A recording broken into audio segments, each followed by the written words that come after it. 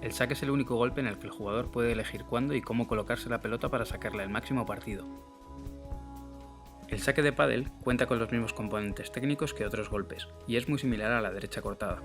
La diferencia más notable es que la pelota ha de lanzarla el propio jugador, y esto implica un trabajo coordinativo del tiempo y el espacio para favorecer una correcta transferencia del peso sobre la pelota y una posterior carrera hacia la red en el menor tiempo posible para ocupar la posición de voleador.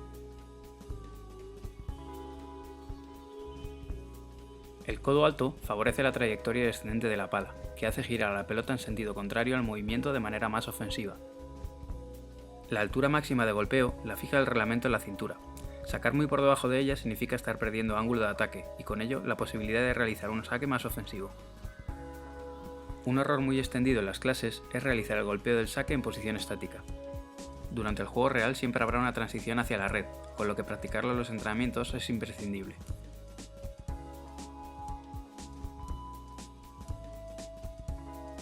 Si el restador está pensando en cómo devolver el saque, no tendrá tiempo de pensar dónde colocarlo. Guárdese unas en la manga para los puntos importantes y utilícelo de manera intermitente. Analice el resultado de cada servicio en el rival. Un error directo del restador es un gran avance, pero los restos regalados son igualmente un síntoma de que el sacador ha encontrado un punto débil en el rival. En pádel es relativamente sencillo no cometer una doble falta. Por este motivo, puede permitirse el lujo de ser agresivo con su primer servicio. Jugar con primeros servicios es importante, pero deben llevar cierta dificultad. Para tratar de mejorar el saque y la definición de puntos por parte del sacador, vamos a ver 3 ejercicios. El primero consiste en proporcionar al sacador 3 oportunidades de saque frente a las 2 que normalmente tiene. Pueden ampliarse y tener infinitas posibilidades de saque. El objetivo es liberar al sacador del miedo al fallo y tratar de motivarlo a ser más agresivo con este golpe.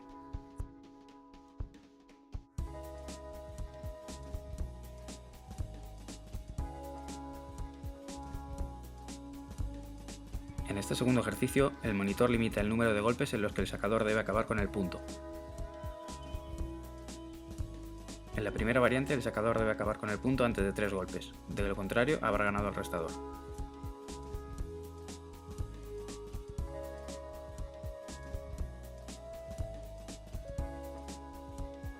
El objetivo de este ejercicio es fomentar en el sacador la ofensividad y el aprovechamiento de las oportunidades que el restador le ofrece.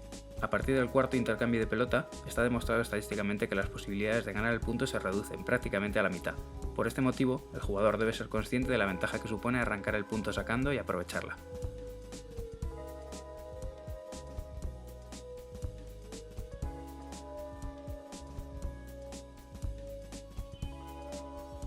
Como variantes, podemos reducir el número de golpes que tiene el sacador para acabar con el punto.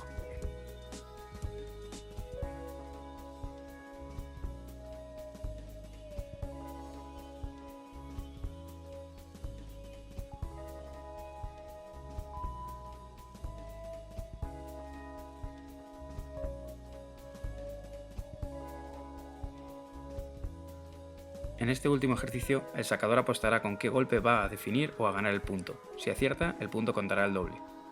El objetivo de este ejercicio es que el sacador aprenda a preparar el punto para ser definido con su mejor golpe, y que el restador aprenda a evitar los tiros más efectivos del sacador.